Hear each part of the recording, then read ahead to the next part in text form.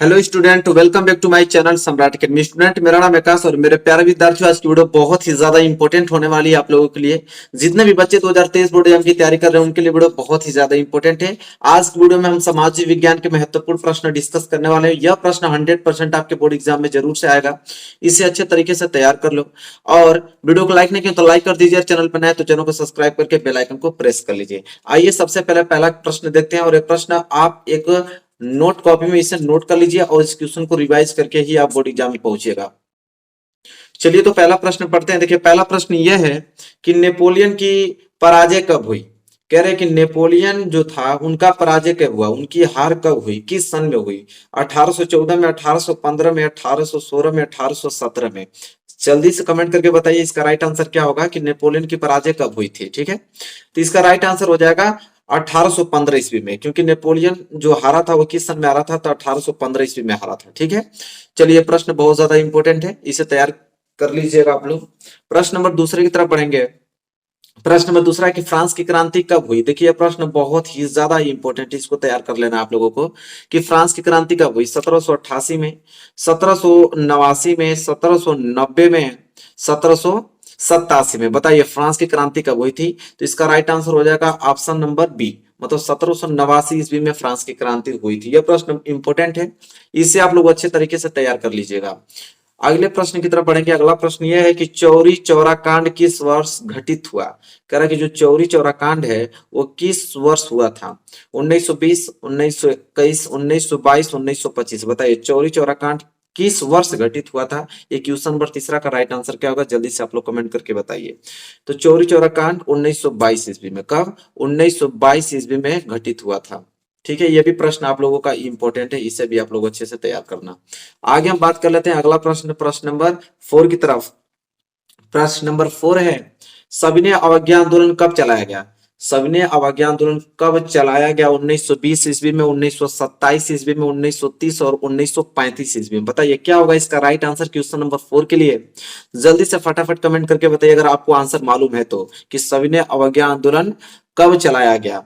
तो मैं बताना चाहूंगा आप लोगों को इसका राइट आंसर क्या होगा, 1930 ईस्वी में। यह प्रश्न इंपॉर्टेंट है, यह भी आप लोगों को याद होना चाहिए। 1930 ईस्वी में सविनय अवज्ञा आंदोलन चलाया गया। इसके बाद हम आगे बात कर लेते हैं। अगला प्रश्न देखिए यहाँ पे, महात्मा गांधी दक्षिण अफ्रीका से वापस कब लौटे। कह रहा है कि महात्मा गांधी दक्षिण अफ्रीका गए थे, दक्षिण अफ्रीका से भारत कब लौटे थे, किस सन में। 1914, 1915, 1918, 1919। बताइए क्वेश्चन नंबर 5 का राइट आंसर क्या होगा। महात्मा गांधी दक्षिण अफ्रीका से भारत कब लौटे थे। ठीक है, तो भारत कब लौटे, 1915 ईस्वी में। ठीक है, 1915 ईस्वी में दक्षिण अफ्रीका से कहा आए थे, भारत में आए थे महात्मा गांधी। बहुत ज्यादा इंपॉर्टेंट प्रश्न है। आगे हम बात कर लेते हैं प्रश्न नंबर 6 की तरफ। प्रश्न नंबर 6 है यहाँ पे, देखिए कि भारतीय राष्ट्रीय कांग्रेस की स्थापना कब हुई थी। कह रहा कि जो भारतीय राष्ट्रीय कांग्रेस है उसकी स्थापना कब हुई थी। 1885 में, 1904 में, 1857 में, 1855 ईस्वी में। बताइए भारतीय राष्ट्रीय कांग्रेस की स्थापना कब हुई थी। ठीक है, तो इसका राइट आंसर हो जाएगा 1885 ईस्वी में। ठीक है, 1885 ईस्वी में भारतीय राष्ट्रीय कांग्रेस की स्थापना हुई थी। आगे अगर हम बात करते हैं, अगला प्रश्न नंबर 7 है कि संयुक्त राष्ट्र संघ की स्थापना कब हुई। संयुक्त राष्ट्र संघ की स्थापना कब हुई। एक चीज तो आपको मालूम है कि संयुक्त राष्ट्र संघ का मुख्यालय क्या है, तो न्यूयॉर्क में है। और ये पूछा है कि संयुक्त राष्ट्र संघ की स्थापना कब हुई थी। 1945, 1920, 1942, 1947। बताइए क्वेश्चन नंबर 7 के लिए राइट आंसर क्या होगा। तो संयुक्त राष्ट्र संघ की स्थापना 1945 ईस्वी में हुई थी। ठीक है, 7वें का क जो है राइट आंसर हो जाएगा। आई होप आपको प्रश्न नंबर 7वां अच्छे तरीके से क्लियर हो गया होगा। इसी के साथ अगले प्रश्न की तरफ बढ़ते हैं, प्रश्न नंबर 8वें की तरफ। चलिए देखिए प्रश्न नंबर 8वां क्या है। प्रश्न नंबर 8वां कि संयुक्त राष्ट्र संघ का मुख्यालय कहां पर स्थित है। अभी हमने जस्ट इस बात का डिस्कस किया था, अभी आ गया। अभी हमने देखा कि संयुक्त राष्ट्र संघ की स्थापना कब हुई थी, तो 1945 में। यहाँ पूछा है कि संयुक्त राष्ट्र संघ का मुख्यालय कहां पर स्थित है। Washington, Geneva, New York, Austria. भी हमने बताया कि न्यूयॉर्क में। तो संयुक्त राष्ट्र संघ का मुख्यालय कहां पर स्थित है, न्यूयॉर्क में। आगे अगर हम बात कर लेते हैं प्रश्न नंबर 9 की तरफ, और प्रश्न नंबर 9 यह है कि प्रथम विश्व युद्ध का प्रारंभ कब हुआ था।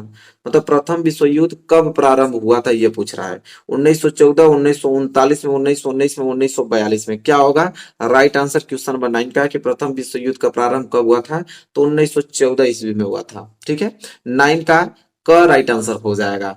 इसके बाद हम आगे आगे बात करते हैं प्रश्न नंबर 10वां। देखिए प्रश्न नंबर 10वां है, आर्थिक महामंदी का प्रारंभ कब से हुआ। कह रहा है कि आर्थिक महामंदी जो आई थी उसका प्रारंभ कब से हुआ? 1919 में, 1924 में, 1929 में, 1934 में। प्रश्न नंबर 10 में का राइट आंसर क्या होगा? आर्थिक महामंदी का प्रारंभ कब से हुआ? तो 1929 ईस्वी में हुआ था। कब? 1929 ईस्वी में हुआ था। आगे हम बढ़ चलते हैं अगले प्रश्न की तरफ, और अगला प्रश्न देखते हैं क्या है कि निम्नलिखित में से कौन सा नवीकरण योग्य संसाधन नहीं है? बहुत ज्यादा इंपॉर्टेंट ये प्रश्न है, बहुत बार एग्जाम में आ चुका यह प्रश्न है।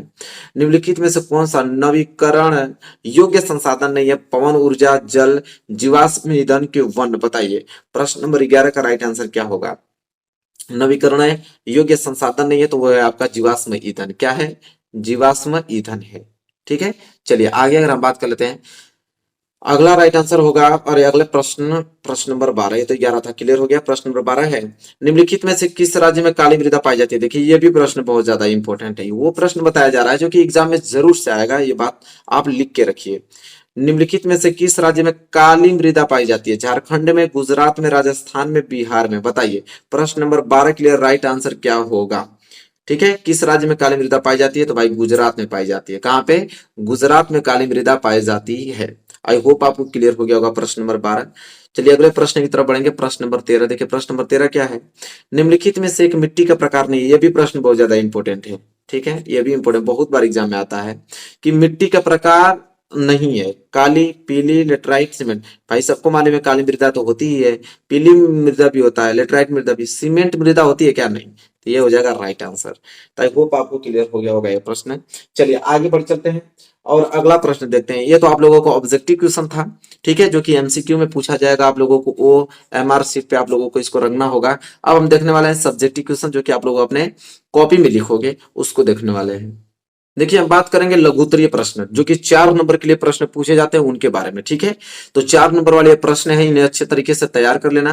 प्रश्न नंबर पहला कि फ्रांस की क्रांति कब हुई, इसका मुख्य कारण क्या था? यह प्रतिक्रिया प्रश्न बहुत ही ज्यादा इंपॉर्टेंट है, इसे आप लोगों को तैयार होना ही चाहिए कि फ्रांस की क्रांति कब हुई, इसका मुख्य कारण क्या था।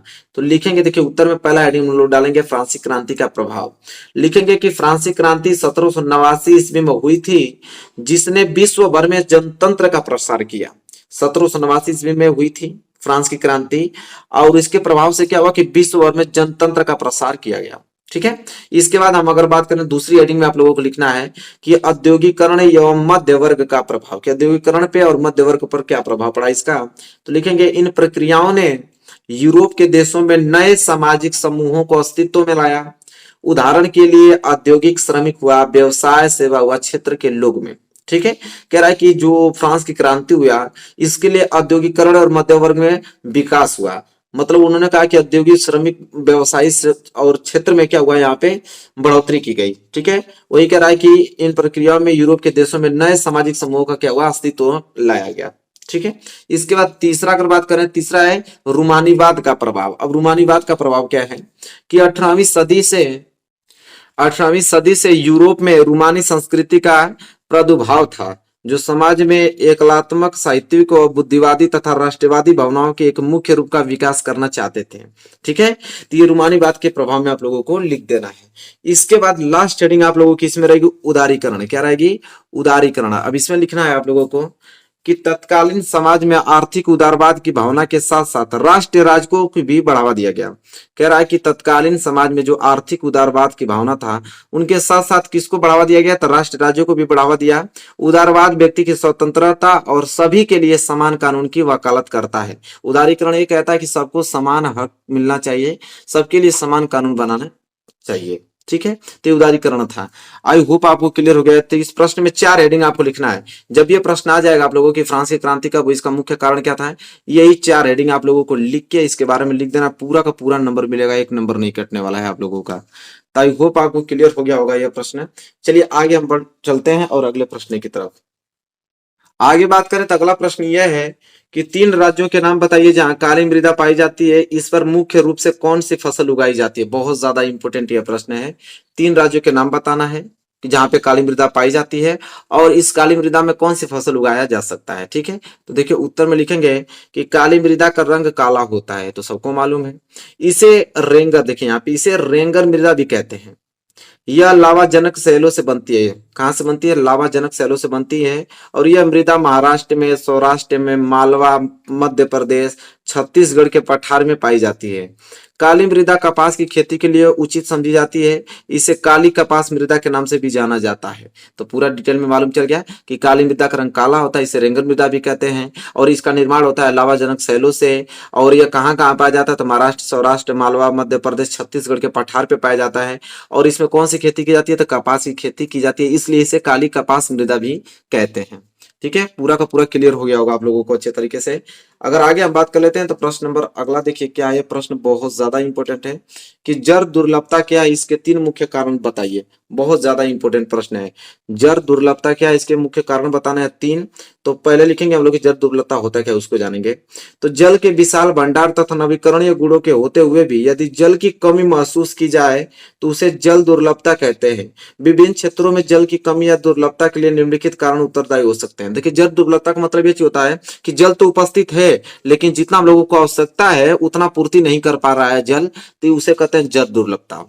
जल के होने के बावजूद भी जल की कमी महसूस हो रही है तो वहां पे कंडीशन लगता है जल दुर्लभता की। कारण हमसे पूछा क्या क्या कारण हो सकता है, तो पहला कारण हम लोग लिखेंगे बढ़ती जनसंख्या।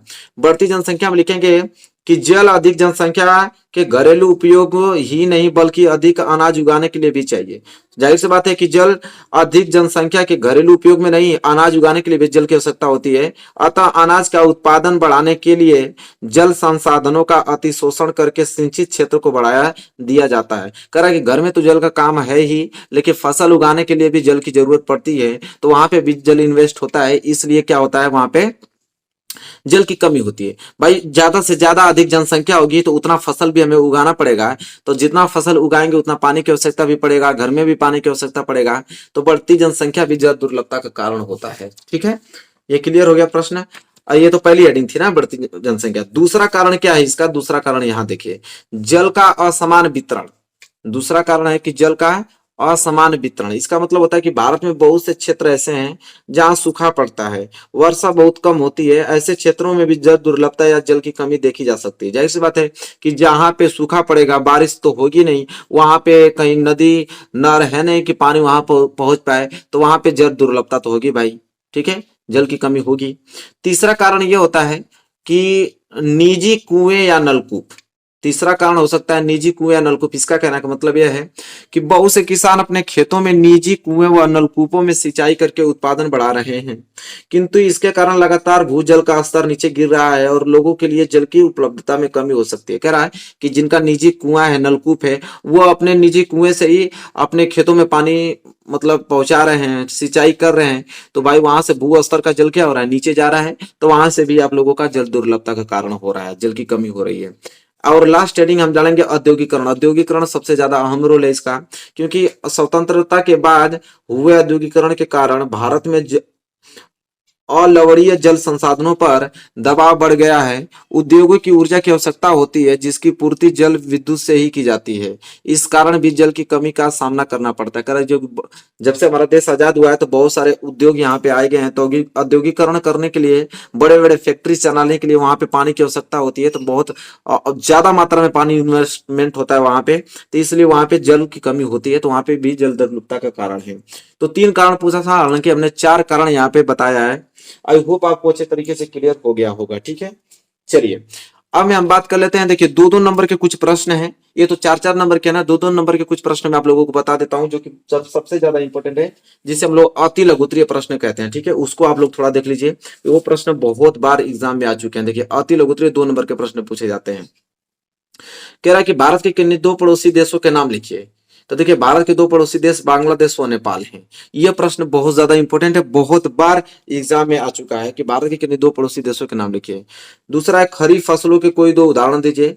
तो खरीफ फसल कौन कौन से? चावल हुआ, मक्का हुआ, ये सब खरीफ की फसल है। तो देखिए खरीफ फसल, रबी फसल, यहां से क्वेश्चन बनता है, इसको आप तैयार करके रखना।